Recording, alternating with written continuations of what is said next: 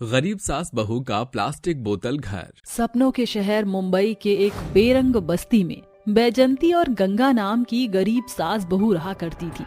बस्ती के बाहर एक कूड़ेदान था जहां दोनों सास बहू दिन भर कूड़ा कचरा बीनकर शाम का सूरज ढलते ही उन्हें भंगार के दुकान पर बेच दिया करती।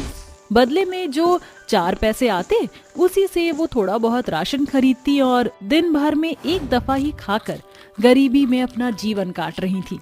उस रात दोनों सास बहू खाने बैठी थी। थाली में कुछ रोटियां और प्याज के कुछ टुकड़े थे जिसे दोनों सास बहू बड़े ही चाव से खा रही थी। तभी बहू की नजर दीवार पर टंगे कैलेंडर पर पड़ जाती है। अरे क्या बात है बहू, तूने हाथ क्यों रोक लिया? अभी तो तूने आधी रोटी भी ठीक से नहीं खाई। बस माँ जी, मुझे भूख नहीं है, आप खाइए।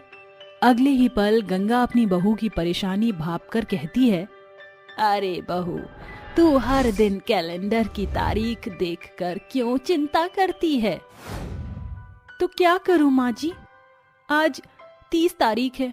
आप तो जानती हैं ना कि पिछले 5 महीनों से हमने किराया नहीं भरा। कूड़ेदान में लोहा प्लास्टिक बीनकर जो भी 150 मिलते हैं खाने में ही उड़ जाते हैं। आपको याद है ना, इसलिए पिछले महीने धनीलाल जी ने हमें क्या धमकी दी थी? अरे बहू, जो भाग्य में लिखा होगा वो टलेगा नहीं, इसलिए अपनी किस्मत को भाग्य पर छोड़ दे। गंगा अपनी बहू से ऐसा बोल ही रही थी कि झुग्गी का मालिक धनीलाल घर में घुसकर गरीब सास बहू पर गरजते हुए कहता है, अरे चलो चलो, जल्दी से पिछले मार्च महीने का किराया निकालो। धनीलाल जी, अभी तो पैसे जुड़े नहीं, हमें थोड़े दिन की मोहलत दे दीजिए। बहुत जल्द हम सास बहू पाई पाई चुकता कर देंगे। पता था मुझे कि इस महीने भी तुम दोनों सास बहू बहाने बनाओगी, मगर इस बार मैं बिल्कुल भी नहीं पसीजने वाला। अब मैं तुम सास बहू को अपने घर में और बर्दाश्त नहीं करने वाला हूँ। धनीलाल जी, मैं आपके पैर पड़ती हूँ, हम सास बहू को बेघर मत कीजिए। इतनी ठंड में हम कहाँ जाएंगी?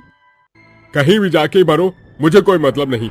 धनीलाल को सिर्फ धन से मतलब है, समझी? सास बहू को धक्के मारकर घर से निकालकर धनीलाल घर पर ताले की चपत जड़ देता है। लाचार सास बहू ठंड में ठिठुरते हुई सड़क पर चलने लगती हैं। माँ जी, बिना पैसे के अब हम कहाँ जाएंगे? जहाँ राम जी ले जाएं बहू। सर्दी की सनसनाती रात में जहां दुनिया अपने घर में रजाई ओढ़े सो रही थी, वहीं गरीब सास बहू ठंड में ठिठुरती हुई देर रात सर छुपाने की जगह खोजते हुए दर दर भटक रही थी और आखिरकार उनके कदम वापस उसी कूड़ेदान के पास आकर रुक जाते हैं। देखिए माँ जी, घना कोहरा घिर रहा है, चलिए कूड़ेदान के उस खाली कोने में बैठते हैं। कोई आसरा ना मिलने पर गरीब सास बहू कूड़ेदान के कोने में बैठकर रात काटने लगती हैं। माँ जी, किस सोच में डूब गई आप? कुछ नहीं बहू, बस अपने नसीब का खेल देख रही हूँ। भरी जवानी में सिंदूर की लाली छीन गई। ऐसे में भगवान ने मुझे लाचार अभागन की झोली में एक आस उजागर की। बेरंग जीवन काट कर उसे बरसों की बड़ी तपस्या से बड़ा किया, और जब तू बहू बनकर मेरे आंगन में आई तो लगा जैसे अब सब ठीक हो गया।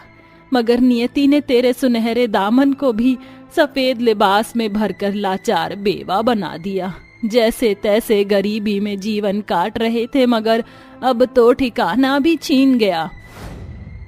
माँ जी, आप ही तो कहती है ना, भगवान जो करता है उसमें कोई ना कोई भलाई छुपी होती है। भगवान पर भरोसा कीजिए। दोनों सास बहू एक दूसरे के दुख को शब्दों से संभालती हैं और सूरज की किरण छिटकते ही फेटा बांधकर लोहा प्लास्टिक बीनने लगती हैं। तभी बैजंती कूड़ेदान के कोने कोने पर नजर दौड़ाती है। क्या बात है बहू, एकदम से तेरा मुरझाया चेहरा गुलाब के जैसे खिल कैसे गया? क्योंकि माँ जी, मुझे घर बनाने का साधन मिल गया। अब इस कूड़ेदान के बदौलत ही बनेगा हमारा घर। अरे बहू, बावली हो गई है क्या? ये कूड़ेदान तो कूड़े कीच से सना हुआ है। इसमें तुझे कौन सा सीमेंट बालू नजर आ गया जो तू घर बनाने की योजना बनाने बैठ गई? हम गरीब सास बहू का बचा खुचा जीवन इस कूड़ेदान के किसी कोने में ही कटेगा। इस बात को गांठ बांध ले, क्योंकि घर बनाने के लिए सीमेंट, बालू, रेत, ईंट की जरूरत होती है और हमारे तो खाने के लाले हैं। ऐसे घर की नींव धरना नामुमकिन है। माँ जी, जहाँ चाह होती है वहाँ राह खुद ब खुद बन जाती है। हम सास बहू का बसेरा जरूर बनेगा, मगर सीमेंट बालू से नहीं, बल्कि प्लास्टिक बोतल से, जिसे बनाने में एक भी पैसा नहीं लगेगा। मगर बहू, प्लास्टिक बोतल से घर बनाना तो पहाड़ तोड़ने जैसा है। माँ जी, बिना मेहनत किए कोई काम बनता है क्या? कूड़ेदान में प्लास्टिक की 50 बोतल तो आराम से मिलती हैं, इसलिए आज से हम इन्हें बेचने के बजाय इकट्ठा करेंगे ताकि अपना आशियाना बना सकें। उसी दिन से दोनों सास बहू प्लास्टिक की बोतलों को बटोरना शुरू कर देती हैं। 15 दिन की बड़ी मेहनत के बाद वह प्लास्टिक की बोतल से कई बड़ी बोरियों को भर लेती हैं। बहू, ये बोतल तो भार में इतनी हल्की है कि हवा के झोंकों को भी झेल नहीं पाएंगी। ऐसे तो ये घर ढह जाएगा। माँ जी, गठजोड़ में बड़ा बल होता है। हम इन प्लास्टिक की बोतलों को धागे से पिरोकर इन्हें एक साथ मिलाएंगी और फिर घर का घरौंदा तैयार करेंगी। गंगा अपनी बहू की भरपूर मदद करती है। गरीब सास बहू ठंड की मार झेलकर भूखे प्यासे प्लास्टिक की बोतल से घर बनाने में लगी होती हैं। भूख ने सास बहू का बुरा हाल कर दिया था, मगर उनकी आंखों के आगे से सर पर छत पाने की छवि धुंधली पड़ने की बजाय बरकरार बनी हुई थी। पहले ही दिन दोनों 2 दीवार तैयार कर देती हैं। बस कर बहू, आज के लिए बहुत है, बाकी का काम कल करेंगे। मैं कुछ खाने को खरीद लाती हूँ। गंगा अपने पल्लू में बंधे 20 रुपए से बनिए की दुकान से 2 डबल रोटी खरीद लाती है। दोनों सास बहू वही खाकर काम चलाती हैं और अगली सुबह फिर घर बनाने में जुट जाती हैं। जहाँ बहू बोतलों का गठजोड़ बांधती है, वहीं सास दरवाजा बना रही होती है। जाड़े में उनके पांव जमीन में जमते जा रहे थे, मगर आंखों में बंधी अपने घर की आस घटने का नाम नहीं ले रही। दूसरे ही दिन घर की चारों दीवार पूरी हो गई। दिन बीतते गए और सास बहू मेहनत करती गई। आखिरकार कई दिनों की कोशिश के बाद उनका प्लास्टिक का घर बनकर पूरा हो गया। वह पल देखने लायक था।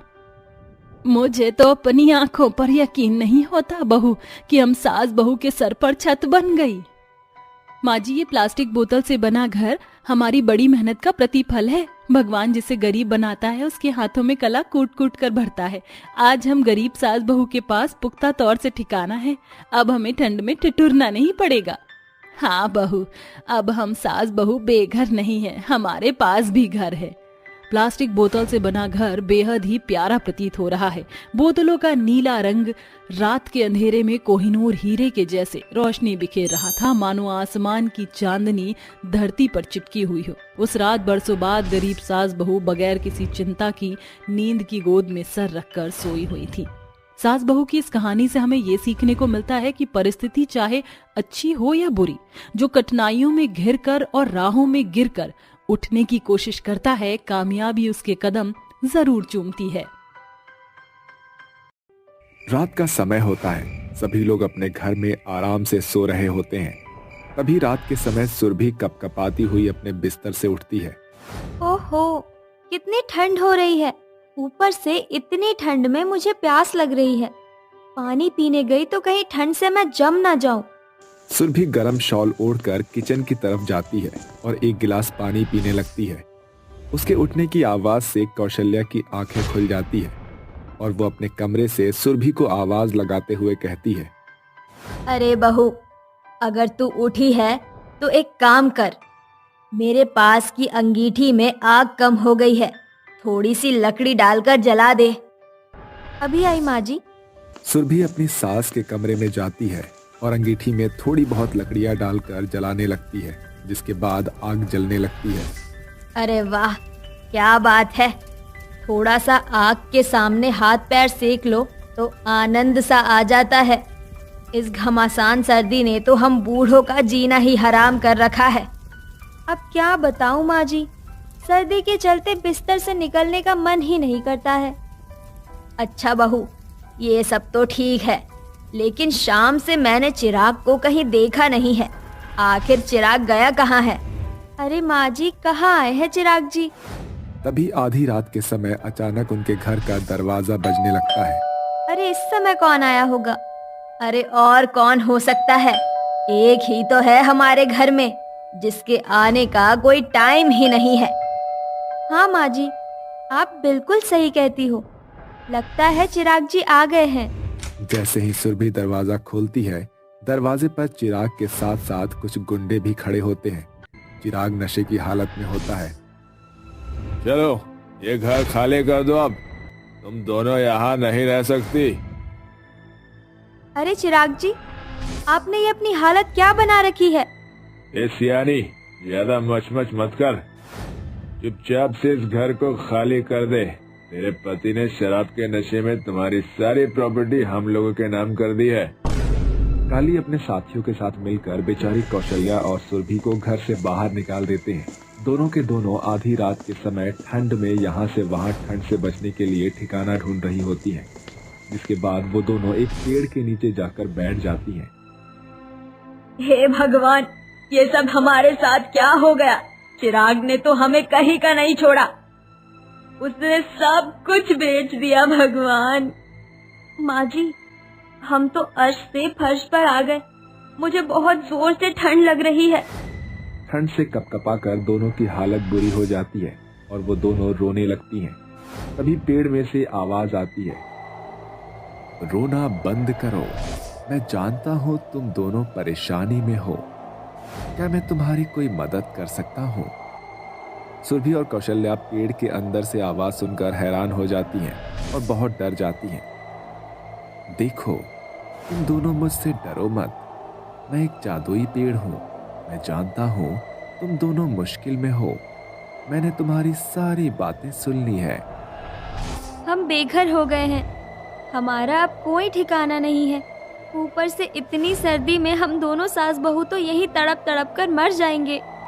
चिंता मत करो, मेरे पास तुम्हारे लिए कुछ है। पेड़ के इतना कहते ही वहां पर एक लकड़ी का हीटर प्रकट होता है। ये कोई मामूली हीटर नहीं है, ये एक जादुई लकड़ी का हीटर है। इसे बिजली की आवश्यकता नहीं है। तुम इसे आग से जला सकती हो। जितने बार भी इसे जलाओगी ये राख नहीं होगा, बल्कि ये जैसा है वैसा ही रहेगा। क्या ये सच में जादुई हीटर है? ऐसा कहकर कौशल्या एक माचिस की तीली से उस जादुई लकड़ी के हीटर को जलाती है, जिसके बाद वो जलने लगता है। दोनों सास बहू पूरी रात उसके सामने हाथ सेक कर निकाल देती हैं। अगले दिन जैसे ही सवेरा होता है, कौशल्या अपनी बहू से कहती है, अरे बहू, हमारे पास जादुई हीटर तो है, लेकिन अब हम रहेंगे कहाँ? अरे माँ जी, उसके लिए तो हमें कष्ट उठाना होगा, यानी कि हमें कुछ काम करना होगा। चलो हम अपने लिए काम ढूंढ लेते हैं। कौशल्या और सुरभि दोनों सास बहू अपने लिए काम ढूंढना शुरू कर देती हैं, जिसके बाद दोनों को एक घर में साफ सफाई का काम मिल जाता है और रहने के लिए एक कमरा भी। देखो, मैं तुम्हें महीने के केवल एक ही बार तनख्वाह दिया करूंगी, उसके बीच में तुम दोनों मुझसे पैसे नहीं मांगोगी। कौशल्या और सुरभि को ये सब मंजूर होता है, जिसके बाद ठंड में एक तरफ वो घर के काम करती हैं, दूसरी तरफ अपनी जादुई लकड़ी के हीटर पर आकर थोड़ी सी गर्माहट ले लेती हैं। भगवान का लाख लाख शुक्र है कि हमें नौकरी के साथ साथ ये जादुई लकड़ी का हीटर भी मिल गया।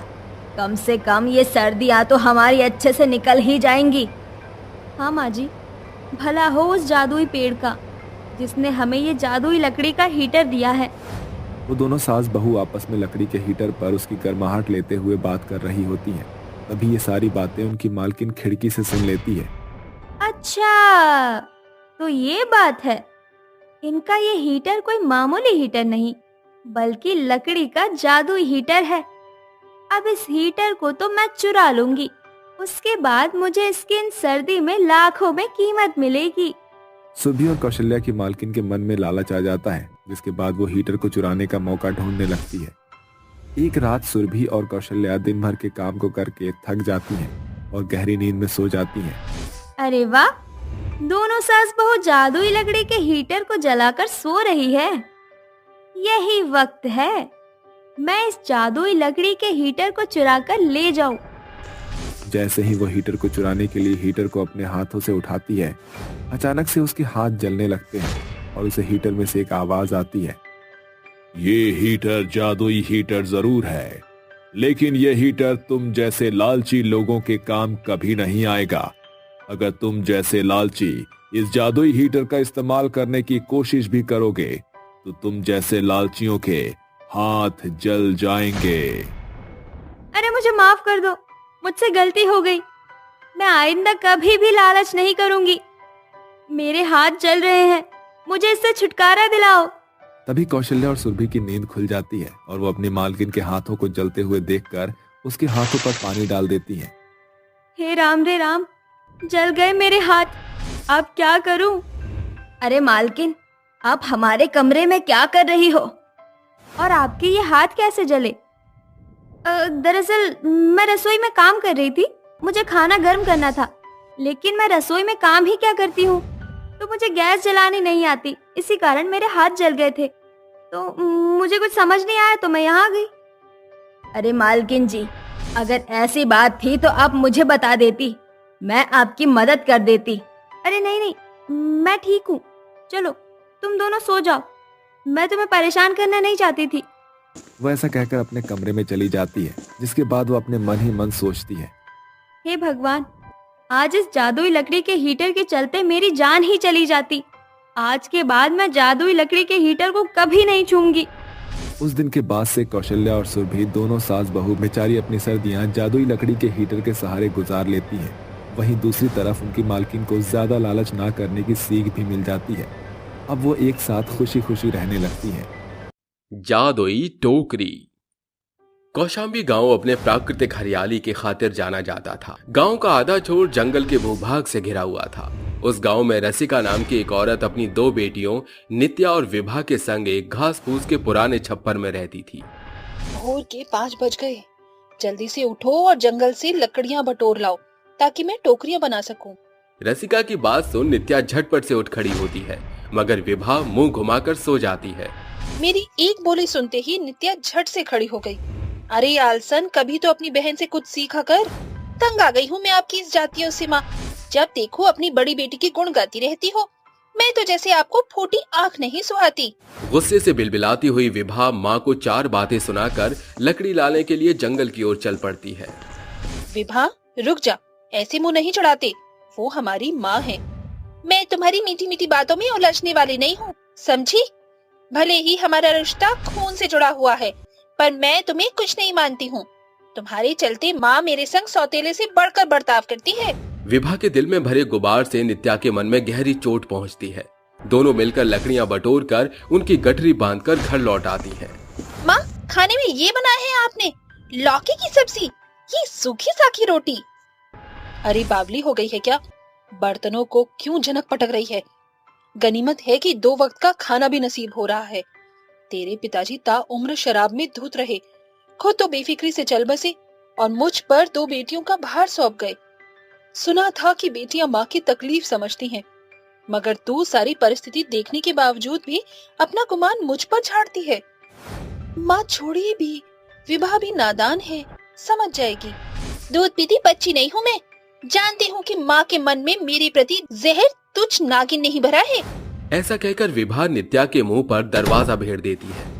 नित्या, थोड़ी देर में सांझ हो जाएगी, जरा टोकरियां बनाने में मेरा हाथ तो बटा दे। माँ, आप फिक्र मत करो, सांझ से पहले ही टोकरियां तैयार हो जाएंगी। दोनों मिलकर टोकरियां बनाती हैं, जिन्हें माथे पर रखकर रसिका बाजार में आकर उन्हें बेचने लगती है। टोकरी ले लो, मनमोहक टिकाऊ बारीक बुनाई की टोकरियां ले लो। कुछ समय गुजर जाता है। अब रसिका को बुढ़ापे की जकड़न घेरने लगती है, जिसके चलते उसकी आंखों की रोशनी भी धीमी पड़ जाती है और रोग का बिछौना उसे अपना कौर बना लेता है।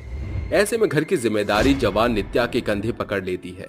उसकी बनाई टोकरियों की बारीकियों को देख बाजार की जनता उसी की टोकरी खरीदती। टोकरी ले लो, मनमोहक टिकाऊ बारीक बुनाई की टोकरियां ले लो।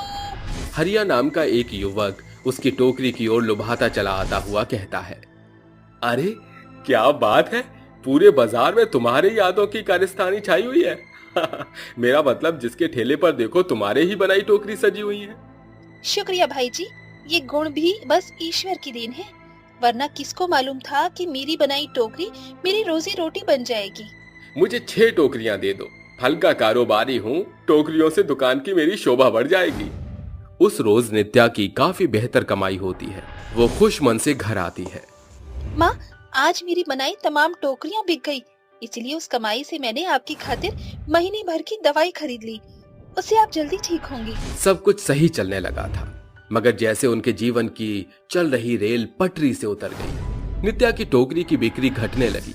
एक बुढ़िया उसके सामने आकर हाथ फैलाए हुए कहती है, अरे बेटा, इस बूढ़ी लाचार को कुछ खाने को दे दे। बुढ़िया का अधेड़ उम्र देखते हुए नित्या मन में कहती है, घर में तो गिन चुनकर हम 3 जन के खातिर ही खाना पका है, मगर माँ कहती है द्वार पर आए भूखी को खाली हाथ नहीं लौटाना चाहिए। अरे बिटिया, किस सोच में डूब गई। जी कुछ नहीं, आइए मैं आपको खाना देती हूँ। नित्या अपने हिस्से का भोजन उसे खिला देती है। अब वो बुढ़िया हर दिन के पहर में आ धमकती, जिसे देख विभा बिगड़े स्वर में कहती है, अरे यहाँ क्या कोटा खुला है जो पका पकाया राशन उस बुढ़िया के आगे परोस देती हो? एक बार अच्छे से फटकार नहीं सकती क्या? विभा, किसी बुजुर्ग को खिलाने से भोजन नहीं घटता। गुजरते पलों के साथ नित्या के टोकरियों की बिक्री एकदम से बंद हो जाती है। बुढ़िया उनके घर आती है। बिटिया, आज मुझ बूढ़ी को खाना नहीं खिलाओगी? आपको खिलाने को आज मेरे पास कुछ नहीं बचा था। आज तो हमारे घर में सवेरे से चूल्हा नहीं जला। ये भूख और गरीबी की मार नहीं झेली जा रही। नित्या का अपार दुख देखकर बुढ़िया उसे एक टोकरी देती है। उस टोकरी की बुनाई बड़ी ही खूबसूरत जान पड़ रही थी। बिटिया, इस टोकरी को मुझे खिलाने की कीमत समझकर रख ले, शायद तुझे इसकी जरूरत पड़ेगी। बुढ़िया वहाँ से चली जाती है। नित्या उस टोकरी को लेकर घर के भीतर आती है। ये विभा बिना बची कुची सब्जी सूखने को जमीन पर रख छोड़ती है। नित्या सब्जी को उठाकर टोकरी में रखती है कि टोकरी 10 गुना सब्जियों से लबालब भर जाती है। अरे, मैंने तो इसमें मात्र 4 आलू और 1 लौकी डाली थी, फिर ये इतनी कैसे भर गई? कहीं जादुई टोकरी तो नहीं? वो पुख्ते तौर से टोकरी का जादुई रहस्य जानने की खातिर सब्जियों को निकालकर इस बार कुछ मात्रा में अनाज डालती है, जिससे टोकरी ठकमठेल भर जाती है। अरे वाह, ये तो सचमुच में जादुई टोकरी है। नित्या जादुई टोकरी का रहस्य अपनी माँ और छोटी बहन से साझा करती है। क्या सचमुच में ये जादुई टोकरी है? पर ये साबित कैसे होगा? इस जादुई टोकरी की एक खासियत है, हम जो भी कुछ इसमें 1 अंश या 1 गुना डालेंगे वो 10 गुना प्रतिफल देगा। ये सुन विभा झट से गुल्लक तोड़कर उसमें रखे चिल्लर निकालती है। ये मेरे जमा किए हुए 10 रुपए हैं। अगर ये 100 रुपए हो गए तो ये जादुई टोकरी होगी। विभा आगे बढ़कर उन सिक्कों को जादुई टोकरी के भीतर डालती है। तभी सिक्कों की खनक के साथ वो 10 गुना बढ़ जाते हैं। ये देख खुशी के मारे उसकी आंखें चमक उठती हैं और सिक्के की गिनती के पश्चात वो कहती है, ये तो जादुई टोकरी बड़ी ही रोचक है। इसे हमारे दुख कलेश सब मिट जाएंगे। क्या तुम उधार के तौर पर ये 100 रुपए मुझे दे सकती हो? इसे मैं थोड़े से फल सब्जियां मोल लेकर उन्हें इस जादुई टोकरी में डालूंगी। आज जादुई टोकरी उन्हें 10 गुना बढ़ा देगी। अरे वाह, ये तो भली सोच है।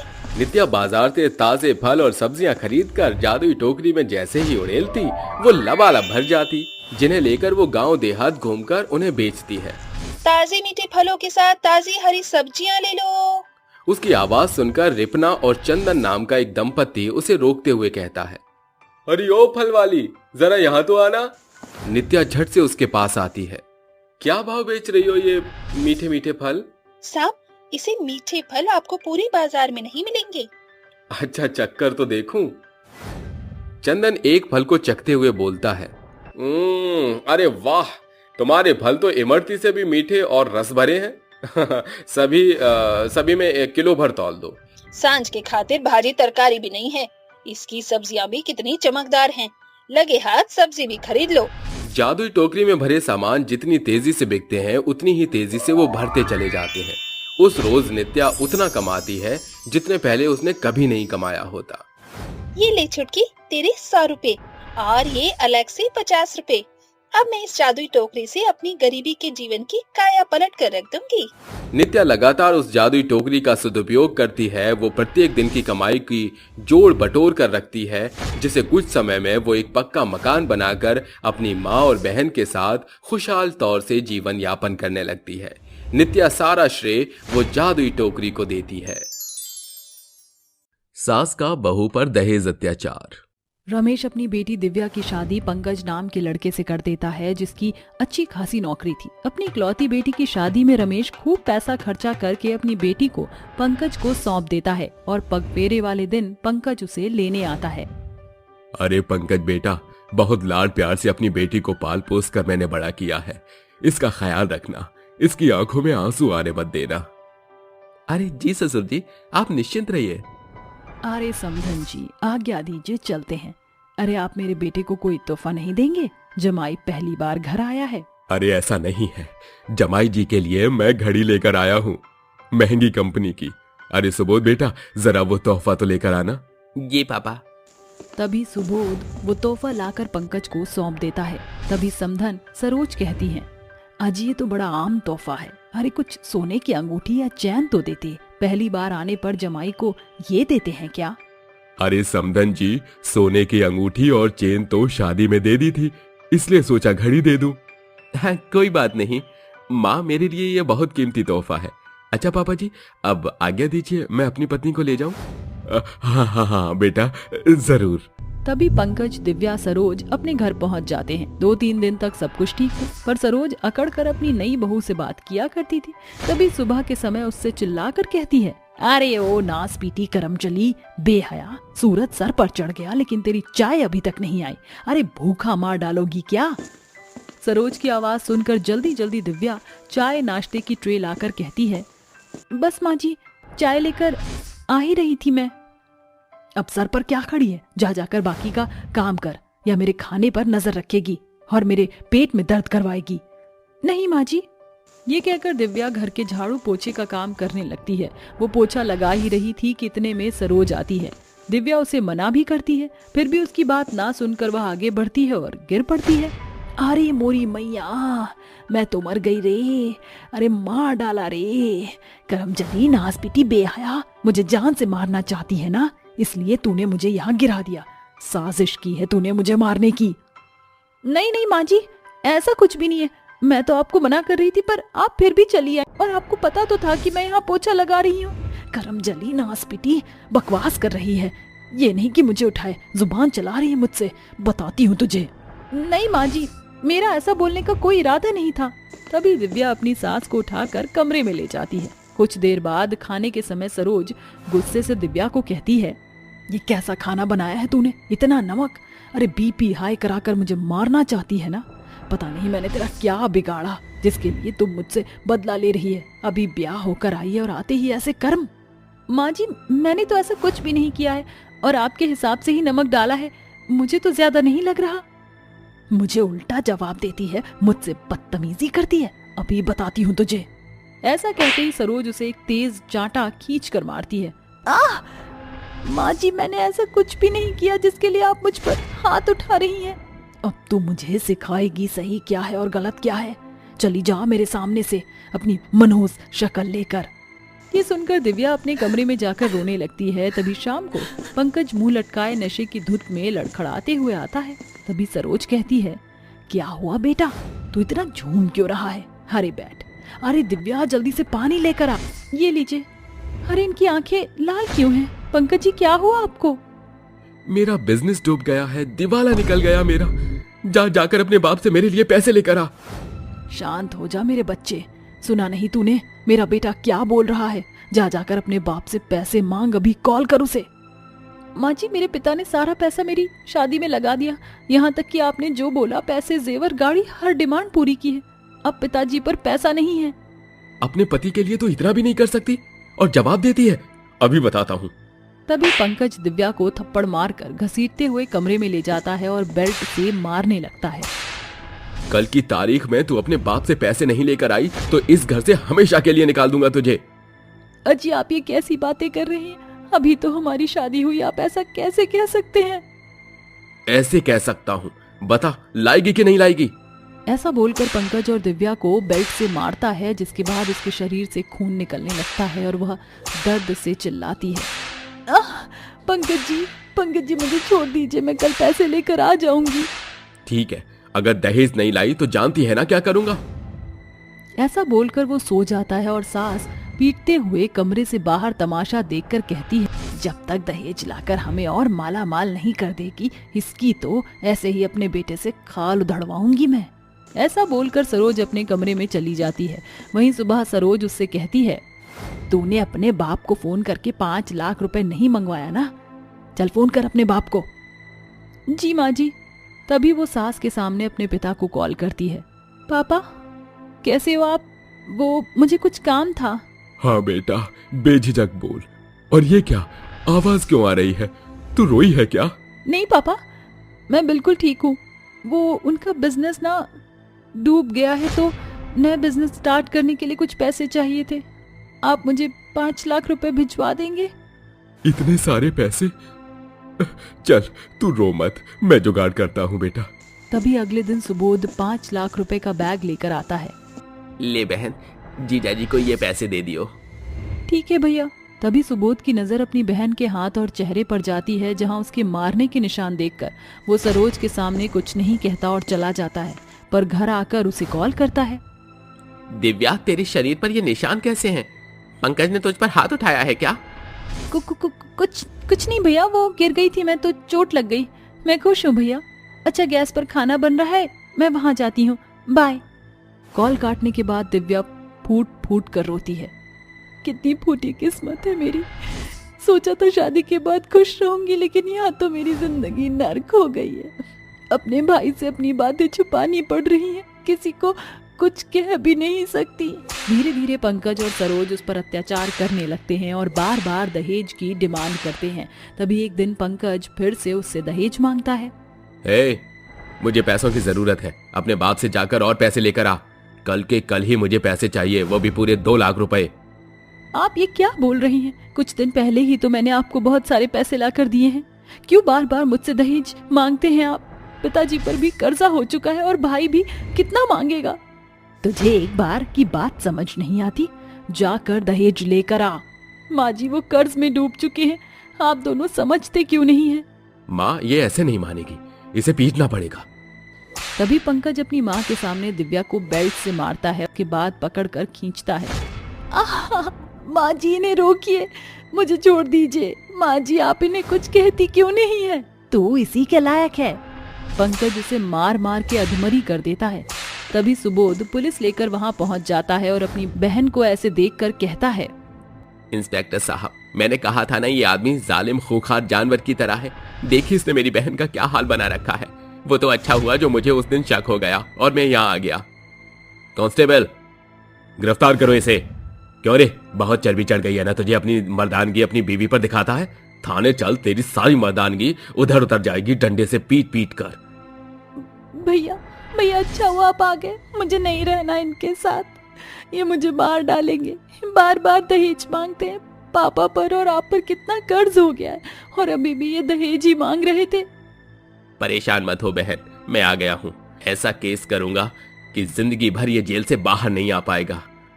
अरे मुझे छोड़ो, मैंने कुछ नहीं किया। छोड़ मेरे बेटे को। अरे तू भी चल बुढ़िया, तुझसे तो चक्की पर आटा पिसवाना है। दहेज लेने के जुर्म में इतनी सजा मिलेगी कि दोबारा दहेज मांगना भूल जाओगे। इस तरह पुलिस उन दोनों को गिरफ्तार करके ले जाती है और दहेज के केस पर कड़ी से कड़ी सजा देते हैं, जिसके बाद दिव्या आत्मनिर्भर होकर अपने भाई और पिता के साथ खुशी खुशी रहती है। बहू की अपशगुनी बेटी। भरतपुर गांव में रहने वाली कमला के 2 बेटे थे, गोपाल और रवि। गोपाल की शादी कुछ ही महीनों पहले सीता से हो चुकी थी। सीता की सास कमला जुबान की बेहद कड़वी थी। अरे बहू रानी, चाय बना रही हो कि बीरबल की खिचड़ी? इतनी देर में तो मैं पूरी पकवान का भंडार लगा देती। आवाज सुनकर सीता हड़बड़ाहट के साथ चाय लेकर बाहर आती है। ये लीजिए माँ जी, आपकी चाय। बोलो भला, इस भरी जवानी में जब ऐसा हाल है तो मेरी उम्र आने तक तो तू खटिया ही ना पकड़ ले बहू। कमला के कड़वे बोल सुनकर कुर्सी पर बैठा गजोधर कहता है, अरे भगवान, कभी तो अपने मुंह से मीठे बोल निकाला करो। जब देखो बेचारी बहू पर गरजती बरसती रहती हो। तुम तो चुप ही रहो, जब देखो बहू की बड़ाई आंकते रहते हो, इसलिए गलती देखते ही नहीं।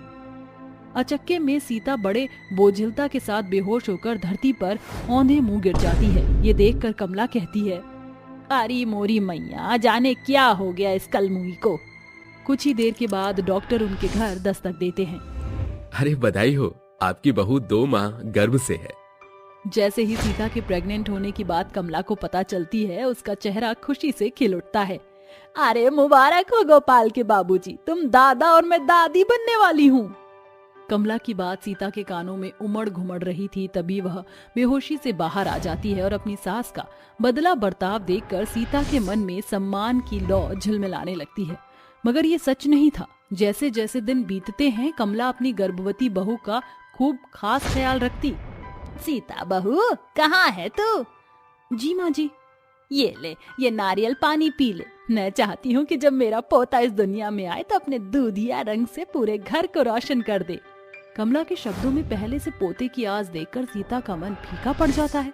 कुछ सप्ताह बाद सीता गर्भावस्था के 4थे महीने में पैर रखती है।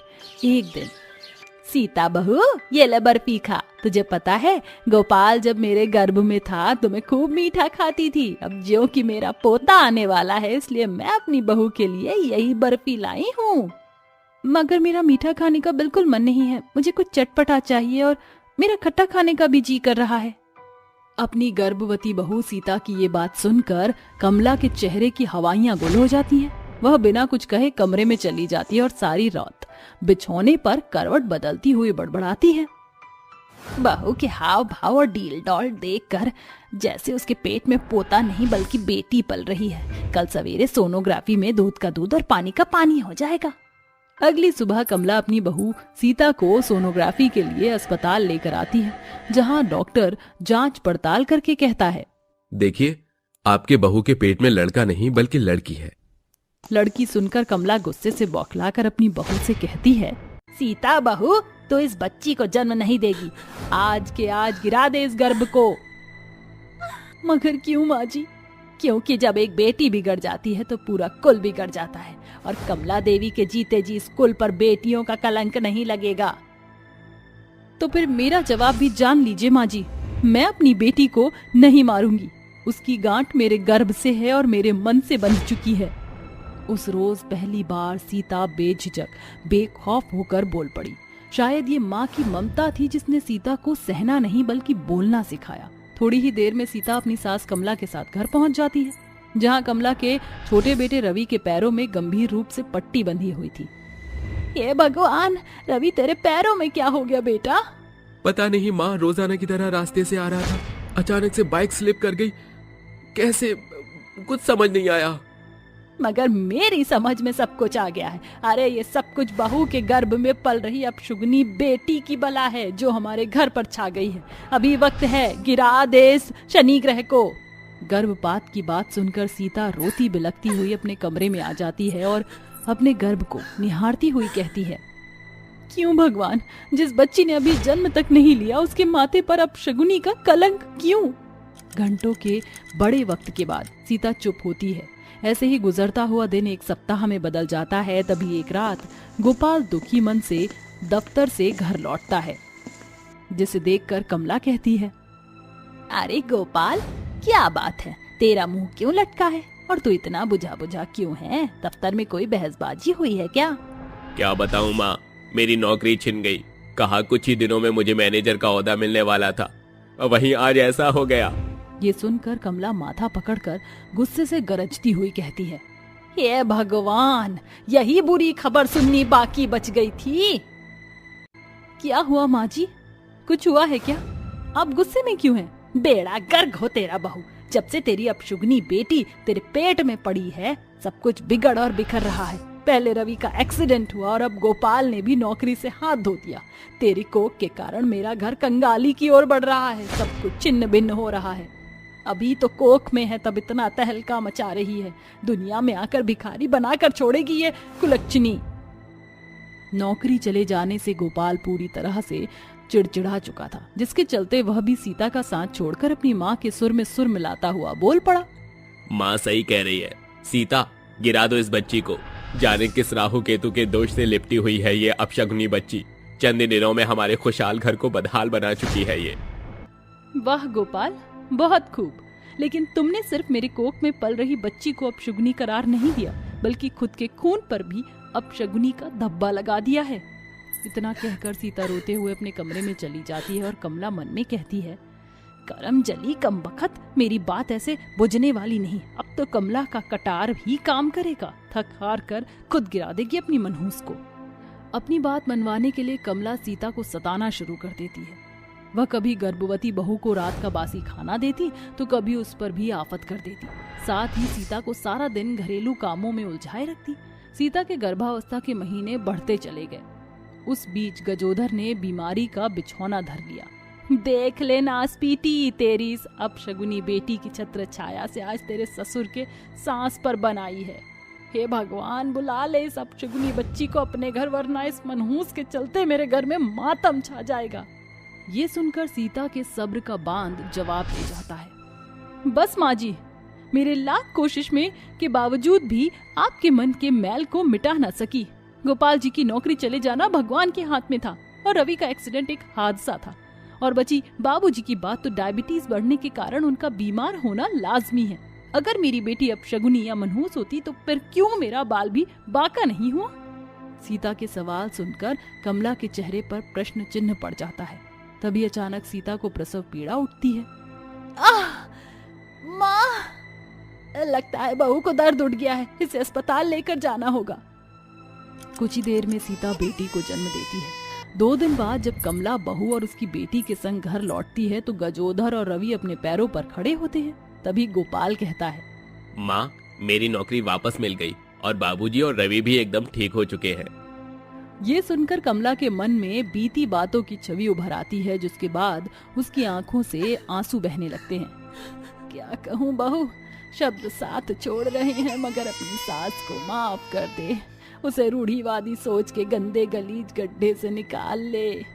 बस माँ जी, मैं तो कब से आपके इस शब्द का इंतजार कर रही थी। बेटियों के खातिर आपकी सोच का बदल जाना ही मेरे लिए बहुत है। आखिर में बेटियों के खातिर कमला की सोच एकदम बदल जाती है और अब सब एक खुशहाल जीवन जीने लगते हैं।